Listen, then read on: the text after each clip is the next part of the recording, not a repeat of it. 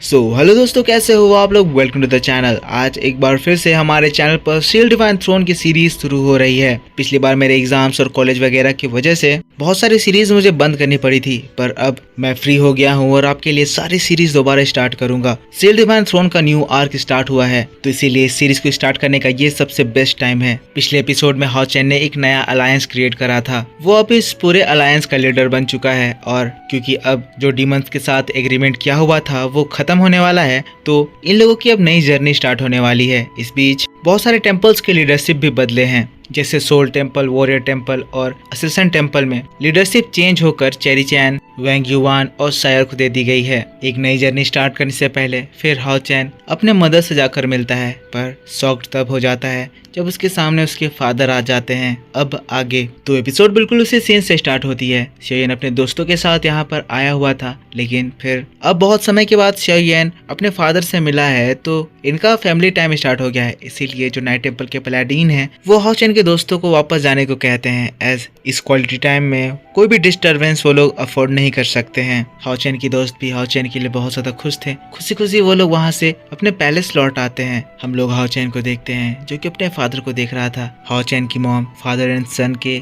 इस दोबारा रीयूनियन को देखकर बहुत ही ज्यादा इमोशनल हो गई थी। हाओ चैन और उसके फादर एक दूसरे को बस देखे ही जा रहे थे, लेकिन हम हाओ चैन की मदर को देखते हैं जो कि फिर सायर को देखती है और तुरंत ही उसके पास आ जाती है। ये सायर से आज पहली बार मिल रही थी, उसका हाथ पकड़ लेती है, कहती है तो तुम सायर हो। अब हाओ चैन और सायर का रिलेशन सभी को पता है, तो उसकी मॉम कहती है, सायर मैंने हाओ चैन से तुम्हारे बारे में बहुत सुन रखा है, पर फाइनली आज मैंने तुम्हें देख लिया। वाकई में तुम बहुत ज्यादा खूबसूरत हो। शायर भी कहती है, आंट मैं भी आपको देखकर बहुत ही ज्यादा खुश हूँ। हाओ चैन की मॉम शायर को सहलाते हुए कहती है, शायर तुम इतने लंबे सफर से जरूर थक गई होगी, चलो तुम मेरे साथ चलो, घर जाकर थोड़ा सा आराम करना। लोग हाओ चैन अपने फादर से बहुत समय के बाद मिला है। हम लोग एक दूसरे से बात करते हैं और उन लोगों को एक दूसरे से बात करने के लिए छोड़ दो। जिसके बाद जाते हुए हाओ चैन से कहती है, हाओ चैन डिनर तुम लोगों के ऊपर है, आज तुम लोग जो बनाओगे हम लोग वही खाएंगे। हाओ चैन अपने मॉम अपने फादर शायर को ऐसे खुश होता हुआ देखकर बहुत ज्यादा खुश था। पर सीन शिफ्ट होता है और हम लोगों को शाम का सीन दिखाया जाता है। डिनर ये लोग रेडी कर रहे थे।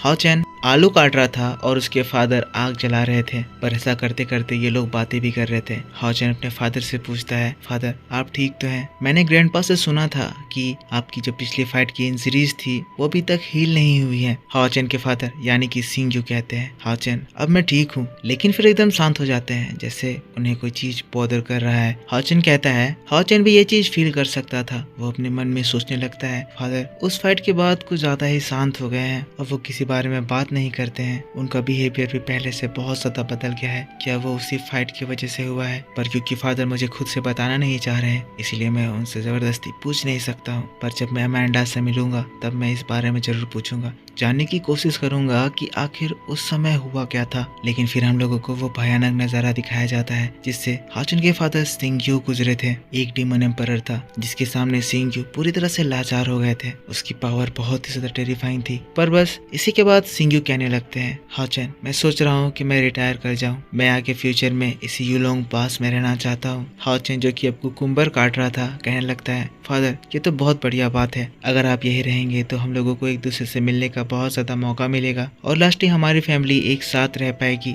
लेकिन अभी भी सिंग्यू बहुत ज्यादा परेशान था, वो कुछ सोच रहा था और अपने अंदर ही अंदर जल रहा था। हाओ चैन को देखता है, हाओ चैन उनसे बिना कोई सिखवा के बात कर रहा है। कहने लगता है, हाओ चैन क्या तुम कभी मुझसे हेट करे हो? हाओ चैन ये बात सुनकर एकदम शॉक्ड। सिंग्यू कहता है, हाओ चैन अगर मैं तुम लोगों के साथ रहता तो शायद तुम्हारी लाइफ इजी होती, पर क्योंकि मैं अपने काम में इतना ज्यादा बिजी हो गया कि इसकी वजह से तुम लोगों को एक डिफिकल्ट रास्ते पे चलना पड़ा। मैं एक बहुत ही खराब फादर हूँ। हाओ चैन ये बात सुनता है, तुरंत अपने फादर के पास आ जाता है, अपने फादर का हाथ थामता है, कहता है, फादर मैंने आपसे कभी भी हेट नहीं करा, बल्कि मैं तो हमेशा ही आपके लिए ग्रेटफुल था।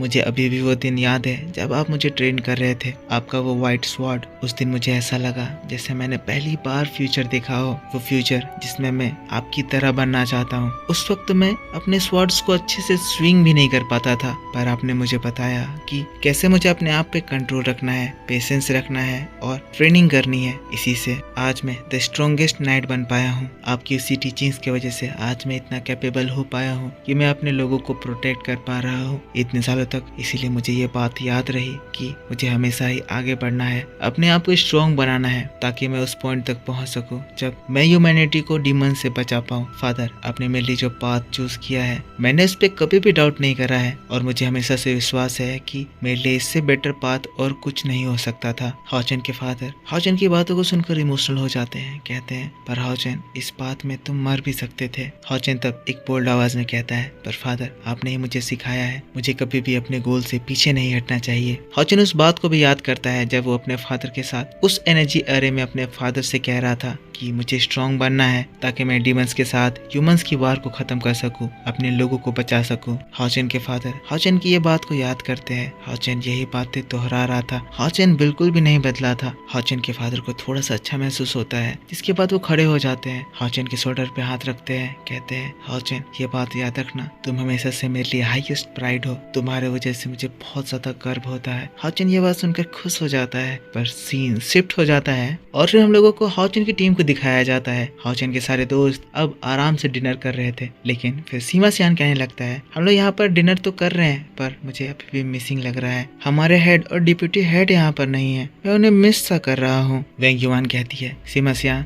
तो क्या तुम चाहते हो कि तुम मास्टर सिंह यू के साथ बैठकर डिनर करो? चेरी चैन घबराते हुए कहती है, नहीं नहीं, मुझे मास्टर सिंह यू से बहुत ज्यादा डर लगता है। चेरी चैन की बात को सुनकर सभी लोग हंसने लगते हैं, लेकिन फिर लिनसेन कप उठाते हुए कहता है, ये सारी बात छोड़ो, अपने अपने कप्स उठाओ, आज सेलिब्रेशन का दिन है। हमारे टीम हेड आज अलायंस लीडर बन गए हैं और हमारे ग्रुप के बहुत सारे लोग टेम्पल हेड की पोजीशन एक्वायर कर चुके हैं, पर कल का दिन भी इम्पोर्टेंट है। मिस्टर फैंग का कंपटीशन है, हम सभी उनको उनके कंपटीशन के लिए गुड लक कहते हैं। सभी लोग कप उठा के सेलिब्रेट करते हैं। सीन यहाँ से फिर से शिफ्ट होकर हम लोगों को हाओचेन को दिखाया जाता है, जहाँ पर इन लोगों का भी डिनर स्टार्ट हो गया है। हाओचेन की मॉम कहती है, मुझे आज बहुत ही अच्छा लग रहा है क्योंकि आज हम लोग एक साथ मिलकर डिनर कर रहे हैं, और देखो ना, आज तो हमारे साथ सायर भी है। ऐसा टाइम हर बार थोड़ी आता है, पर इससे और भी ज्यादा अच्छा होता अगर तुम्हारे ग्रैंडफादर भी यहाँ होते, पर अभी भी वो होली सिटी में कुछ पॉलिटिकल काम में फंसे हुए हैं। हाओचेन कहता है, मॉम, आप बिल्कुल भी चिंता मत करें, ग्रैंडफादर कुछ समय में आ ही जाएंगे। इसके बाद हम लोग एक फैमिली रियूनियन अच्छे से करेंगे। हाओचेन की मॉम, उसके फादर और सभी लोग खड़े हो जाते हैं। हाओचेन की मॉम कहती है, तुम ठीक कह रहे हो, आज सायर पहली बार हमारे घर आई है, इस मौके को हमें सेलिब्रेट करना चाहिए। जिसके बाद ये लोग खुशी खुशी पार्टी मनाते हैं। सभी लोग बहुत ही ज्यादा खुश थे। इसके बाद हाओचेन की मॉम कहती है, सिंह यू, हम लोगों को कल डीमन हंटिंग सिटी जाना चाहिए ताकि हम लोग हाओचेन और सायर की वेडिंग की तैयारी कर सकें। जैसे ही हाओचेन और सायर ये बात सुनते हैं, दोनों ही शॉक्ड रह जाते हैं। सायर शर्माने लगती है, लेकिन हाओचेन कहता है, मॉम, डैड, हम लोग चाहते हैं हम लोग तब शादी करें जब इस दुनिया में हम लोग डीमन के खतरे को हटा दें, चारों ओर हमेशा के लिए शांति हो जाए, सब कुछ पूरी तरह से ठीक हो जाए। अभी हम लोगों को शादी करने की कोई भी हड़बड़ी नहीं है। अब ये बात सुनकर हाओचेन की मॉम समझती है, जिसके बाद सिंह यू से कहती है, सिंह यू, लगता है हमारे बच्चे बड़े हो गए हैं, तो ठीक है, अब हमें आराम करना चाहिए और इन लोगों को सारे अरेंजमेंट देखने देना चाहिए। ये लोग फिर डिनर खत्म करते हैं। सीन यहाँ से शिफ्ट होता है और हम लोग हाओचेन और सायर को देखते हैं, जो लोग फाइनली हाओचेन के रूम में आ गए हैं। यहाँ पर चारों ओर इन लोगों के एक साथ बिताए अच्छे मोमेंट्स के तस्वीर लगे हुए हैं। हाओचेन कहता है, सायर, ये हमारा कमरा है, तुम्हें याद है जब हम लोग होली सिटी पहली बार आए थे, तब तुमने हमारे लिए एक कमरा अरेंज करा था, वो हमारा घर था। तब मैंने तुमसे कहा था कि एक दिन मैं तुम्हारे लिए एक वार्म हाउस बनाऊंगा। तो सायर, ये अब तुम्हारा घर है, हमारा घर है। सायर भी हाओचेन के गले लग जाती है, कहती है, हाओचेन, मेरे लिए तो घर वही है जहाँ पर तुम हो। दोनों बहुत ही ज्यादा खुश थे। इन लोगों की एक अच्छी लाइफ चल रही थी, पर तभी सीन शिफ्ट होता है और हम लोगों को सिंह यू को दिखाया जाता है, जो कि अंधेरे में बाहर खड़ा हुआ था। पता नहीं कि उसके पास यांग वेंगजाओ आता है। यांग वेंगजाओ आते ही सिंह यू को ग्रीट करते हुए कहता है, मास्टर, मैं आपसे ये कहना चाहता हूँ कि मैं डिवाइन थ्रोन का असेसमेंट नहीं देना चाहता हूँ। सिंह यू ये बात सुनता है, गुस्साता है, शॉक्ड होते हुए कहता है, ये तुम क्या बात कर रहे हो? वो डिवाइन थ्रोन है। डिवाइन थ्रोन तो हर एक नाइट का ड्रीम होता है, आखिर तुम इससे पीछे हटना क्यों चाहते हो? तो फिर यांग वेंगजाओ बड़े ही आराम से कहता है, लॉर्ड सिंह यू, मेरे कुछ दूसरे गोल्स हैं। सिंह यू बोलते हैं, तुम अपने ग्रैंडफादर के थ्रोन को इनहेरिट करना चाहते हो, है ना? पर तुम्हारी पर्सनालिटी और डेवलपमेंट के साथ वो थ्रोन सूट नहीं कर रहा है। यांग वेंगजाओ, तुम्हारे फ्यूचर के लिए तुम्हें बेस्ट सुटेबल थ्रोन चूज करना सबसे ज्यादा इम्पोर्टेंट है, और मुझे अभी भी लगता है कि ये थ्रोन तुम्हारे लिए सबसे बेटर है। तुम एक बार केयरफुली जरूर सोच लेना। यांग वेंगजाओ आगे बढ़ता है, कहता है, लॉर्ड सिंह यू, आपके कंसर्न के लिए बहुत बहुत थैंक यू, पर मैं आपसे ये कहना चाहता हूँ कि मेरा गोल मेरे ग्रैंडफादर का थ्रोन भी नहीं है बल्कि आपका थ्रोन है। जिसके बाद घुटने में बैठकर सिर झुका लेता है और फिर कहता है, लॉर्ड सिंग्यू, मैं आपका डिसाइपल बनना चाहता हूँ, प्लीज मुझे एक्सेप्ट कर लीजिए। हमेशा से ही मेरा गोल आपका डिसाइपल बनना था। मैं आपसे सीखना चाहता हूँ, आप ही मेरे रोल मॉडल हैं। मैं आपकी तरह ही सबसे स्ट्रॉन्गेस्ट रिडिस्ट्रीब्यूशन नाइट बनना चाहता हूँ और उसके बाद मैं अपनी स्ट्रेंथ से आपके थ्रोन यानी divine throne of doom and death को इनहेरिट करना चाहता हूँ। सिंग्यू यांग बेंगजाओ की बात को सुनकर थोड़े से शॉक्ड थे, लेकिन फिर कहते हैं, यांग बेंगजाओ, मैंने एक्सपेक्ट नहीं करा था कि तुम्हारे मन में ये चल रहा है, तुम मेरे थ्रोन को इनहेरिट करना चाहते हो। पर हाँ, अगर तुम ये चाहते हो तो मैं तुम्हें अपना डिसाइपल एक्सेप्ट करता हूँ, क्योंकि तुम्हारी सोच बिल्कुल वैसी ही है जैसा मैं अपने यंगर टाइम में सोचता था। पर यांग बेंगजाओ, यह बात याद रखना कि मेरा डिसाइपल बनना इतना आसान नहीं है, तुम्हें बहुत ज्यादा तकलीफ हो सकती है। यांग बेंगजाओ कहता है, मास्टर, जब तक आप मेरे साथ हैं मैं हर तरह की मुसीबतों को झेलने के लिए तैयार हूँ। यांग बेंगजाओ बहुत ही ज्यादा खुश हो गया था। सिंग्यू कहते हैं, ठीक है यांग बेंगजाओ, तो मेरी टीचिंग तुम्हारे लिए कल से स्टार्ट होती है। तुम कल का जो थ्रोन असेसमेंट था उसमें पार्टिसिपेट करो। फिर सीन शिफ्ट हो जाता है और हमें अगले सुबह का सीन दिखाया जाता है जहाँ थ्रोन असेसमेंट के लिए सभी डिसाइपल्स एंटर करने के लिए रेडी थे। सिंग्यू कहते हैं, मैं तुम्हें डिवाइन थ्रोन असेसमेंट में एंटर करने से पहले कुछ बताना चाहता हूँ। ये जानकारी थ्रोन के बारे में है। यांग बेंगजाओ ऑलरेडी थ्रोन को एक्सेप्ट करने से पीछे हट चुका है, पर बाकी की तुम लोग जो 3 लोग हो उन्हें मैं बताना चाहता हूँ कि इस असेसमेंट में तुम्हें 6 थ्रोन्स मिलेंगे। पहला throne divine throne of wisdom and spirit, जो कि डिवाइन लाइट के पावर को कंट्रोल करता है। दूसरा throne divine throne of fear and sorrow, जो कि अपने अंदर फॉरबिडन आर्ट्स की पावर कंट्रोल करता है। बाकी के जो 4 थ्रोन्स है उसमें divine throne of protection and mercy defence की पावर होल्ड करता है। फिर divine throne of order and law, जो कि पावर और रूल्स को कंट्रोल करता है। एंड आखिर में मेरा throne divine throne of doom and death, ये किसी भी किलिंग की पावर को कंट्रोल करता है। अगर तुम चाहते हो तो इसे हासिल करने का ट्राई कर सकते हो। इसके बाद सिंग्यू अपना तलवार निकालते हैं और उन लोगों के सामने गाड़ देते हैं, जिसके बाद एक बड़ा सा स्वॉर्ड अपीयर होता है। ब्राइट लाइट इन लोगों की एक जगह टेलीपोर्ट करती है। वो जगह सिंग्यू का थ्रोन था, the throne of sorrow and death. सभी लोग इस जगह को देखकर बहुत ही ज्यादा शॉक्ड थे। सिंग्यू कहते हैं, तुम्हारे सामने मेरा थ्रोन है, तो सबसे पहले तुम में से कौन इसे इनहेरिट करने का ट्राई करेगा? हाओचन कहता है, ब्रदर यांग का गोल इसी थ्रोन को हासिल करना है, तो हम चाहते हैं ब्रदर यांग ही इसको इनहेरिट करने का सबसे पहले ट्राई करे। सिंग्यू कहते हैं, ठीक है यांग बेंगजाओ, आगे आओ। यांग बेंगजाओ जैसे ही फिर थ्रोन में बैठता है, अचानक से उसके अंदर बहुत ही ज्यादा पावर आने लगती है। यांग बेंगजाओ कहता है, मुझे बहुत ही ज्यादा स्ट्रॉन्ग महसूस हो रहा है। सिंग्यू बताता है, इस थ्रोन में जो भी नाइट बैठता है, इस थ्रोन की ताकत उसे बैठने के साथ ही 2 लाख स्पिरिचुअल एनर्जी बूस्ट प्रदान करती है। और क्योंकि तुम अभी थ्रोन के रेंज में हो, तो तुम उस टेम्पररी एक्सपीरियंस को फील कर सकते हो। सिंग्यू जिसके बाद अपना स्वॉर्ड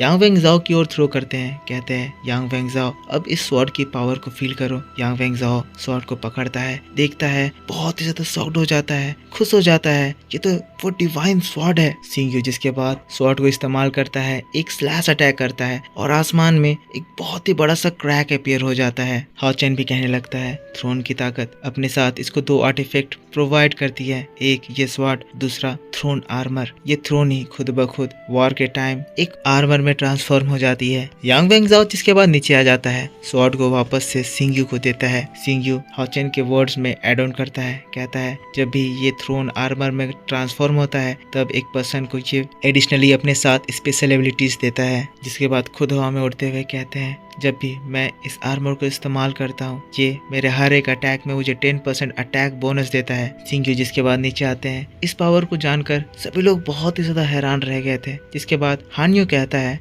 लॉर्ड सिंग्यू, मैं आपसे divine throne of eternity and creation power के बारे में जानना चाहता हूँ, आखिर वो क्या चीज है? सिंग्यू कहते हैं, इसके बारे में किसी को कुछ भी नहीं पता। सिंग्यू की ये बात सुनकर सभी लोग एकदम शॉक्ड हो जाते हैं। कहते हैं, क्या? सिंग्यू कहते हैं, इस थ्रोन के बारे में कोई भी इंफॉर्मेशन अवेलेबल नहीं है, पर सभी को इतना पता है कि इसकी पावर अनडाउटेबली इमेंस होती है। जिसके बाद कहानी बताने लगते हैं। 6000 साल पहले सेक्रेड डीमन कॉन्टिनेंट में 72 डीमन पिलर्स आसमान से नीचे उतरे थे। उस 72 डीमन पिलर से 72 डीमन गॉड्स बर्थ लिए थे। अपने साथ जो डिमोनिक एनर्जी को लेकर वो बर्थ लिए थे, वो एनर्जी सराउंडिंग में जितने भी क्रिएचर्स थे सभी को अफेक्ट कर दिए और फिर सारे ही बीस्ट उस एनर्जी से एक डीमन में ट्रांसफॉर्म हो गए। इसके बाद उन लोगों ने जो कत्लेआम मचाया उससे पूरी दुनिया हिल गई। तब 6 टेम्पल एक साथ मिलकर उन लोगों को रोकने के लिए आए, पर ये अलायंस भी डीमन गॉड एम्परर के जनरेशन के सामने कोई मैच नहीं थी। फिर कुछ ही समय बीता था कि ऐसा लग रहा था जैसे सारे ह्यूमंस अब इस दुनिया से खत्म हो जाएंगे।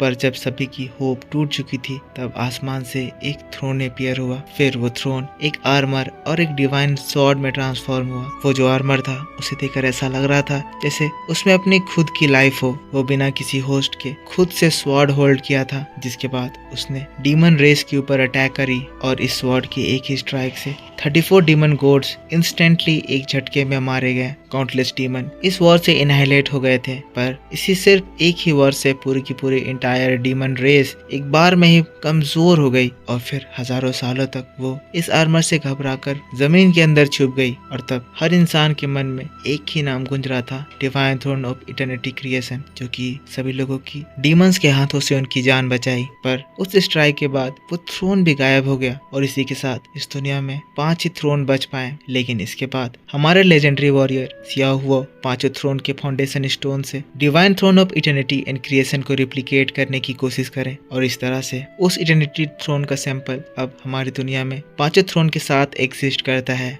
पर अभी भी वो छठवां थ्रोन, थ्रोन ऑफ एटर्निटी, सोया हुआ है, क्योंकि उसे अभी भी जगाने वाला कोई भी डिजर्विंग वॉरियर उसके सामने नहीं आया है। जिसके बाद हाओचेन की ओर देखते हुए कहते हैं, हाओचेन, मैं समझ रहा हूँ कि तुम्हारा भी एम यही इटर्निटी थ्रोन है, पर मैं तुमसे ये कहना चाहता हूँ कि इन हजारों सालों में बहुत लोग उस थ्रोन को हासिल करने की कोशिश करें, पर कोई भी अभी तक उसे अचीव नहीं कर पाया है। तो अगर तुम लोग उससे पाना चाहते हो तो मैं तुम्हें वार्न करना चाहता हूँ कि उसे हासिल करने के वक्त तुम्हें बहुत सारी मुसीबतों का सामना करना पड़ेगा। तुम्हारे आगे ऐसी ऐसी मुसीबतें आएंगी जिसको तुम लोग कभी सोचे भी नहीं होगे। पर मैं होप करता हूँ कि हाओचेन तुम उस थ्रोन को हासिल करो, क्योंकि अगर तुम उस थ्रोन को हासिल कर लेते हो तो तुम्हारे पास एक रास्ता होगा कि तुम पूरे मैनकाइंड को एक बार फिर से डीमन से बचा सको। जिसके बाद अपने हाथों में एक एनर्जी समन करते हैं, कहते हैं तो तुम चारों अब रेडी हो जाओ, इसके बाद तुम्हारा असेसमेंट स्टार्ट होगा। कहते हुए वो रोशनी हवा में उछालते हैं और इसके बाद एक मैजिकल फॉर्मेशन बनता है जो कि चारों डिसाइपल्स को अपने अंदर समा लेता है। सिंग्यू कहते हैं, एक बार तुम लोग थ्रोन के द्वारा चूज कर लिए जाते हो